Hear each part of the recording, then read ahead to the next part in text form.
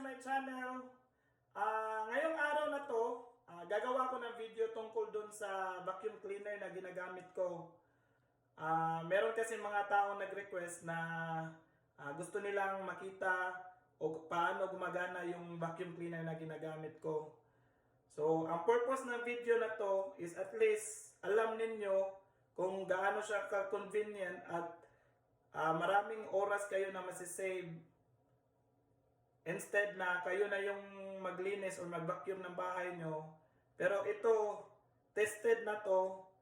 Ginawa ko ito na video para at least makatulong din sa inyo. Bago tayo bumili ng produkto sa Amazon or kahit sa anong supermarket o kahit saan, magdo muna tayo ng research bago natin bilhin yung produkto. Maganda ba yung reviews niya?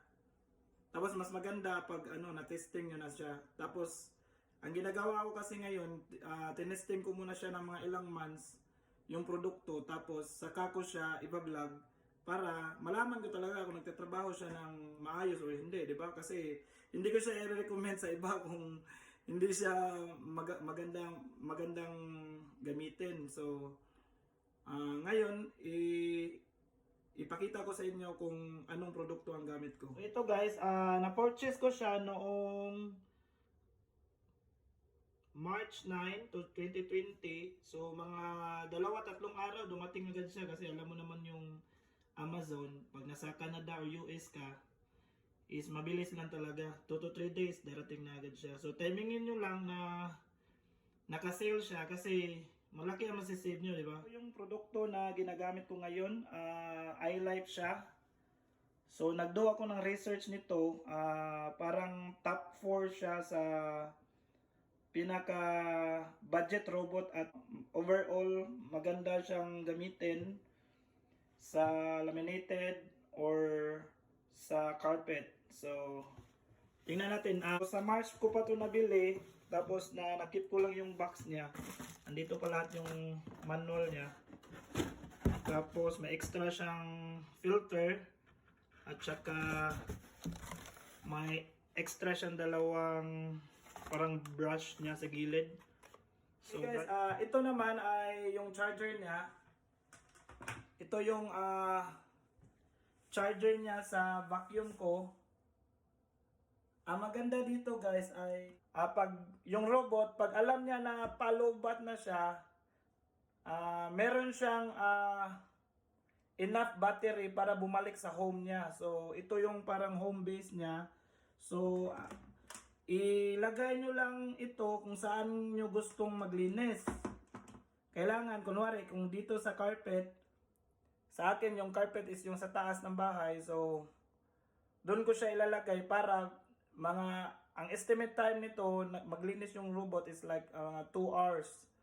So mga 1 hour and 40 minutes alam na niya na palubat na siya. So automatic siyang automatic siyang pupunta sa home niya dito sa battery. So walang rason na masira yung battery niyo kasi ang number 1 na makakasira ng battery is yung niya, 'di ba? Yung pag na overcharge siya or if na-drain nyo yung full battery. So, ito, ang maganda nito is kusa siyang, pag alam ng robot na malulubat na siya, is kusa siyang uuwi ng home or yung sa charger niya.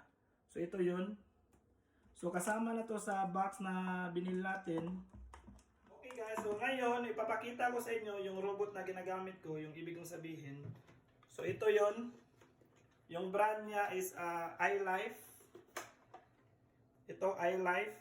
So, gagawin natin ngayon, i-video ko kung paano siya magtrabaho sa carpet.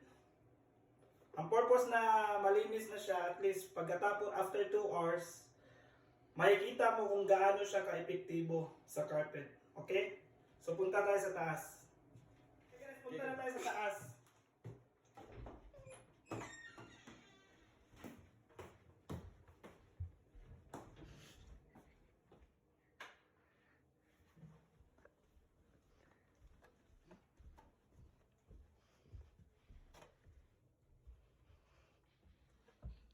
So ang una mong gagawin pag andito ka na sa taas ng bahay, kunin mo lang lahat ng malalaking item kagaya ng laruan ng mga bata. So ito na ako ngayon guys, ang gawin nyo next is ilagay nyo yung charger kung saan siya malapit maglilinis. So make sure na yung wire nasa likod ng home niya or yung charging station niya. So lagay mo yon. So dito yung remote niya guys. So ang purpose ng remote na to is pwede kang mag-set ng schedule kung anong oras gusto mo. So pindutin mo lang yung plan 8. So kailangan tumunog din yung vacuum cleaner natin para malaman mo kung pumasok ba yung scheduling mo. So ngayon pag nakapili na kayo ng oras, kunwari 10 PM, so pindutin nyo ulit yung plan. At saka yun, nakaschedule na siya ng alas 10. Gusto mong maglinis ng hindi nakaschedule, as long na pinindot mo na yung switch dito na on sa robot mo, is pwede mo na siyang pindutin yung clean. Pag nakindot mo na yung clean, so maglilinis na siya. Kita nyo?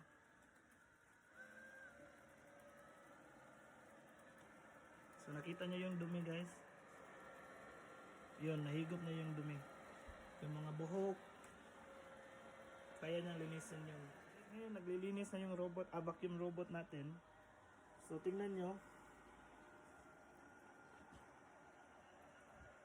Kahit nasa heavy duty na carpet siya, buksan nyo lang yung mga pintuan ng bahay nyo. Make sure na wala siyang makakain na malalaking bagay. Hayaan mo lang siya after 2 hours kung kailan siya babalik sa home niya para mag-charge ulit.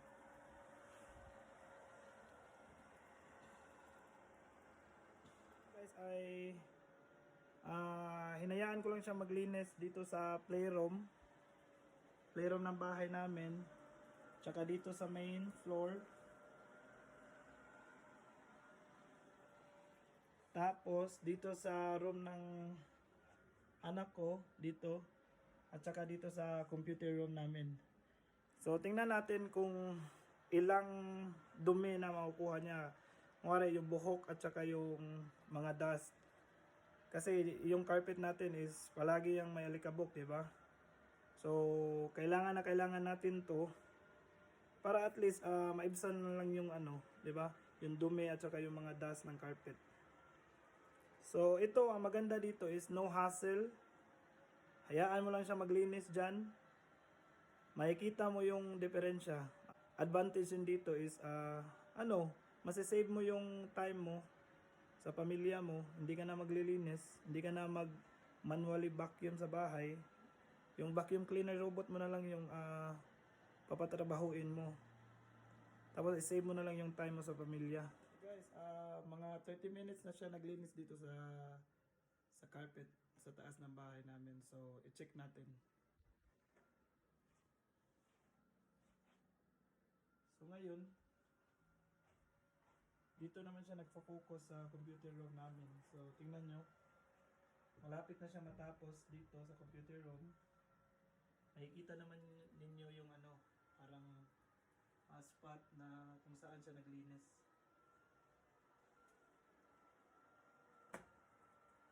So punta tayo sa kwarto ng mga anak ko. Nakikita nyo, tapos na siya dyan.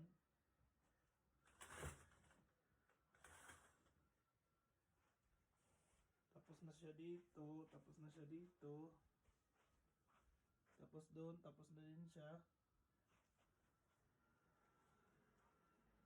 So mga 30 minutes pa lang siya naglinis. Parang na almost nanlinisan na niya dito sa sa taas ng bahay. So yung main namin na kwarto na lang hindi pa niya nanlinisan kasi cleanhouse namin yung door kasi may anak ako natutulog doon. Pero nakita nyo naman paano siya nagtrabaho.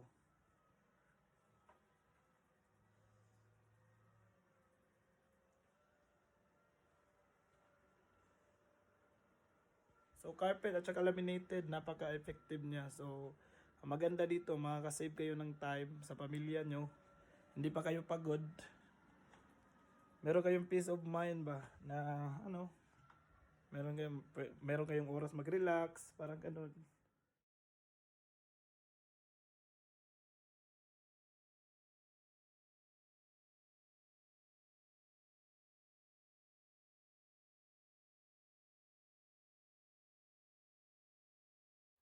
So ngayon, andun siya sa ilalim ng kama namin, dito sa malaking kwarto.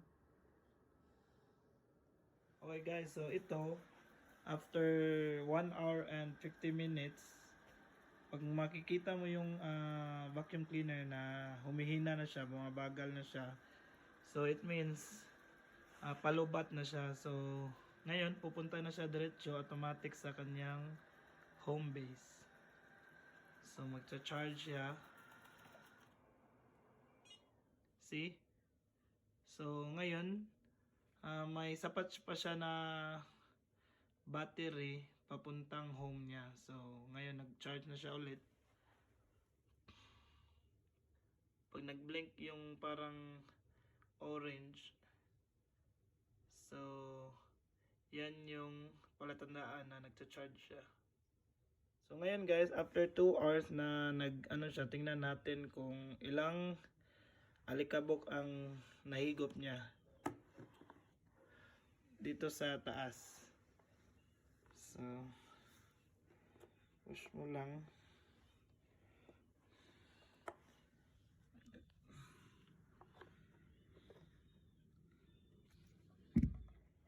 So yun.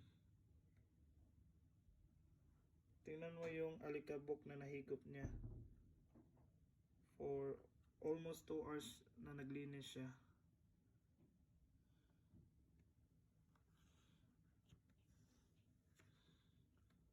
So ang kapal ng ano na to, tingnan mo, ang dami. Hindi pa kasali dito yung buhok ha, yung ano lang to, yung mga alikabok, mga cotton, yung filter niya.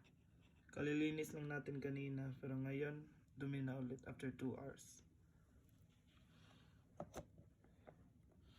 So habang nagcha-charge siya, magcha-charge niya ulit mga 2 to 3 hours for full charge na siya ulit. So pwede niyo na ulit siyang gamitin. So ngayon, tingnan natin kung ilang buhok ang nakuha niya.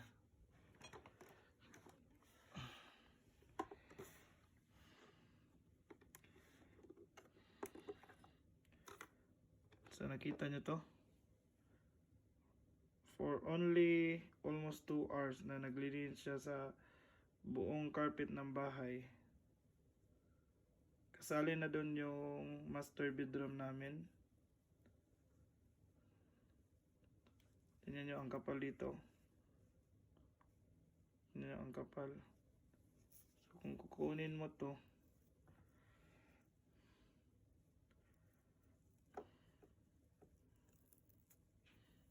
kita mo. Tingnan, ganyan karami ang buhok ang nakukuha niya. So yung pera nyo dito ay napakasulit pag bumili kayo ng vacuum na to. So after 2 hours, nakita nyo naman kung gaano siya ka-epektibo. Ang gagawin ko nito next is lilinisan ko na ulit siya kasi mga alas 11 maglilinis na ulit siya sa laminated flooring naman doon sa baba sa bahay namin. So i-on ko siya ng mga 11 PM before kami matulog.